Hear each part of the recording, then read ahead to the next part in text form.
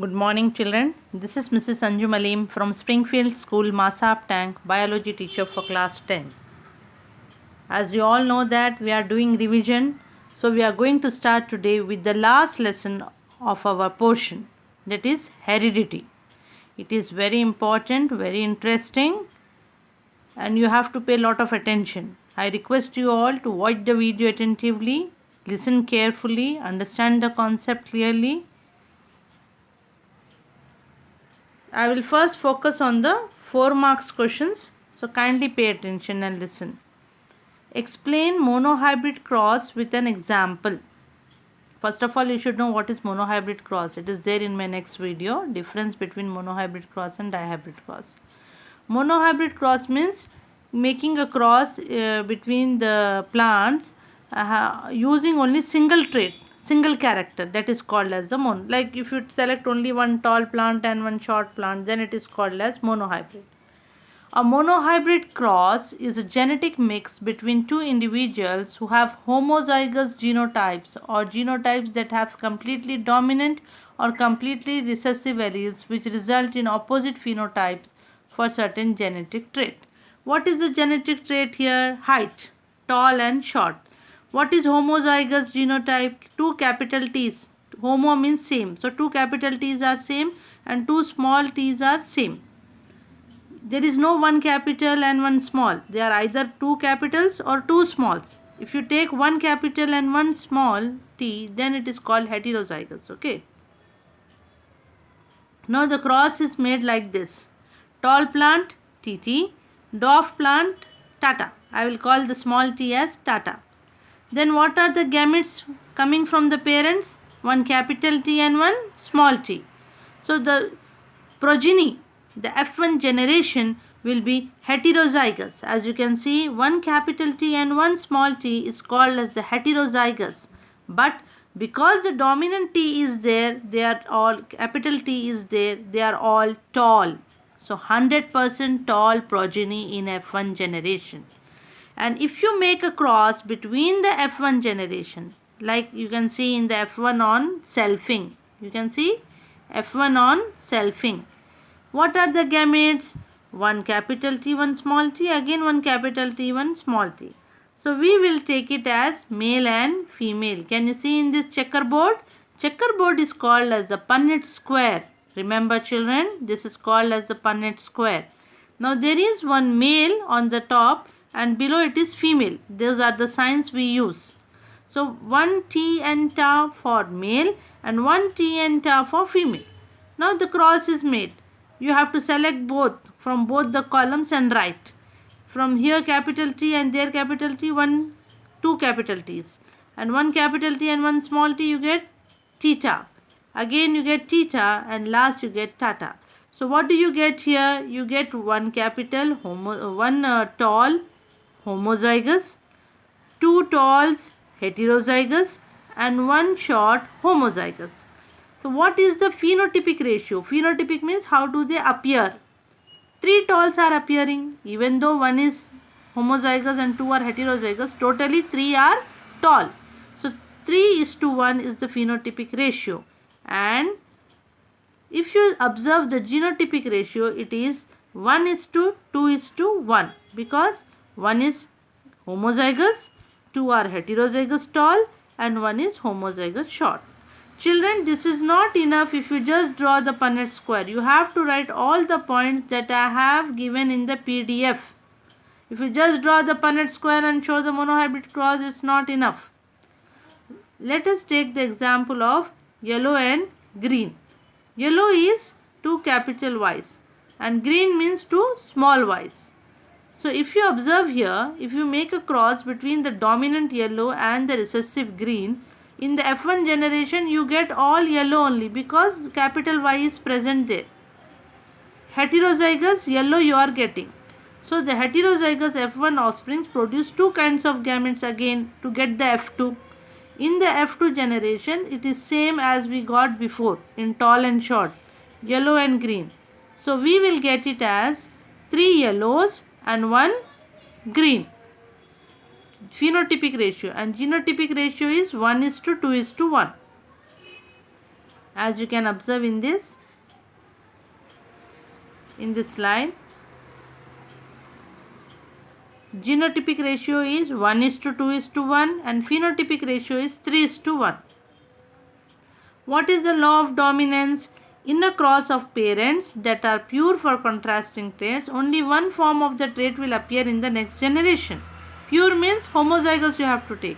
All the offsprings will be heterozygous and express only the dominant trait. This is known as the law of dominance. In tall and short, tall. F1 will be tall. In yellow and green, F1 will be yellow. What is law of segregation? The law of segregation states that each individual that is diploid has a pair of alleles for a particular trait. Each parent passes an allele at random to their offspring, resulting in diploid organism. The allele that contains the dominant trait determines the phenotypes. Segregation means the gametes will segregate. The alleles means pair of genes will segregate and the offspring will show the phenotype. If they have the dominant, then they will show the dominant trait. Only if the two smalls are present, then it is called as a homozygous. So children, we are clear now about what is law of segregation.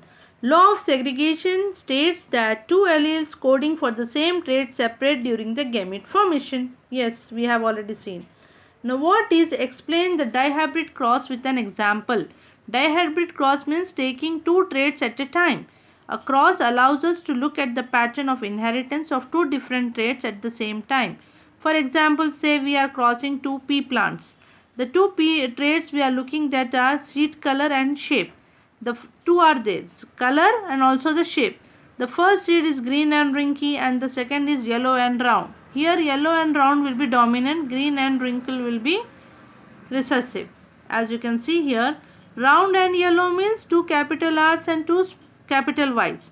Wrinkle and green means two small R's and two small Y's. Now this is dihybrid cross.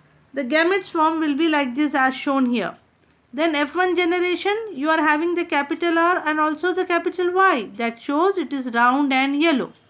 Then in F1 generation, we will try to do the selfing to get the F2 generation.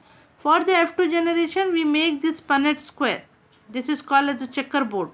In this, we write the gametes, all possible gametes on the top for males and on the side for females. And we match them, we multiply them from vertical line to the horizontal line, we multiply and we write. When we write it, wherever the capital R's are present, it will be round, and wherever the capital Y is present, it is yellow. But if two smalls are present, it will be wrinkled, and if two small Y's are present, it will be green. So you have to decide, looking at the genotypes, you have to decide the phenotypes. Understand? As you can observe here again, once again, here also children, you need to write the points. You just cannot draw this and leave it. There are points written in the PDF, kindly go through it. Parents are two capital Y's and two capital R's and two small Y's and two small R's. And then their gametes, how they are produced. And then again, in F1 generation, all 100% yellow and round. In F2 generation, you get variety. But the genotypic ratio is difficult to remember, so we will just remember the phenotypic ratio. What is the phenotypic ratio of the dihybrid cross? 9:3:3:1. I will tell you how. Now all 9 are yellow and round out of 16. All 9 are yellow and round, 3 are green and round, 3 are yellow and wrinkled, and 1 is green and wrinkled. This is the phenotypic ratio. Genotypic ratio is very long, so we will not learn them. Monohybrid ratios, you remember? In monohybrid cross, the genotypic ratio is 1:2:1 and phenotypic ratio is 3:1. In dihybrid cross, the phenotypic ratio is 9:3:3:1 and genotypic ratio we are not going to learn. Law of independent assortment. Mendel's law of independent assortment states that the alleles of two or more different genes get stored into gametes independently of one another. In other words, the allele of a gamete receives for one gene does not influence the allele received for another gene. That means the yellow will not interfere with the round. Round is separately inherited and wrinkled is separately inherited. Yellow is separately inherited and green is separately inherited. A good example of the independent assortment in Mendelian dihybrid cross, the presence of new combination round green and wrinkled yellow suggests that these genes for the shape of the seed and color of the seed are assorted independently. Yes.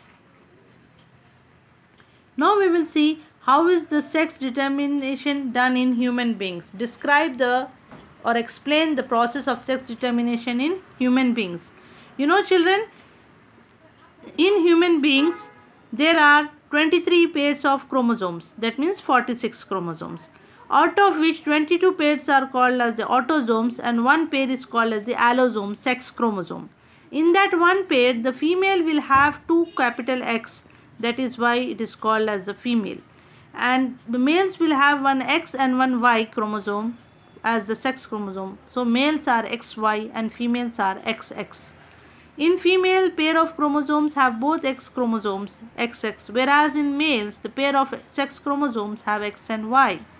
In males as well as in females, the gametes, that is the sperm or ova, contains 23 chromosomes, that means 46. 23 pairs means 46 chromosomes. Now this is how the sex determination is done. You need not worry, don't worry looking at the slides. You only have to draw the diagram shown in the PDF. That is more than enough for this answer. This is very important question. Can you observe in this slide? Males are having X and Y. So they will produce the sperms of two types, either X sperm or Y sperm. But you can see top females, they have both XX. So whatever ova they produce, it is going to be X only. Only one type of egg will be produced by the female. But the males produce two types of sperms, X and Y. So depending upon the type of the chromosome that is fertilizing the ova, the sex of the baby will be determined. For example, X chromosome, X sperm of male fertilizes the ova of the female, then XX girl will be formed. If Y sperm fertilizes the ova of the female, then XY. So the boy will be formed. Can you see here? Fertilization, under the fertilization, X sperm, X ova, girl, zygote, female. Y sperm and X ova, you are getting a male, boy, XY. So determining the sex, humans have 23 pairs of chromosomes. Thus the sex of the child will be determined by the type of the chromosomes inherited from their father. A child who inherits Y chromosome will be a boy, and who inherits X chromosome will be a girl. This chart is very important, children. Only learn this one chart. Can you observe in this chart what I have explained just now? The same thing is there. Practice this chart. So there is 50% probability of getting a girl and 50% probability of getting a boy child. And here remember one thing, father is responsible for the sex of the child, not the mother. It is not the mother who is giving birth to a boy or a girl. It's a father whose sperm decides the sex of the baby, children. Same slide is here. Father XY, mother XX, then combinations, again 50% probability of forming a male and 50% probability of forming a female zygote. These diagrams are there in the PDF, kindly go through it. Human beings have XX, XY sex determination system. In this, the males have XY sex chromosomes. They produce two types of gametes, X and Y. Determining the sex have 23 pairs of chromosomes. The sex of the child will be determined by the type of the chromosome inherited from their father. A child who inherits Y chromosome will be a boy, and a child who inherits X chromosome from the father will be a girl.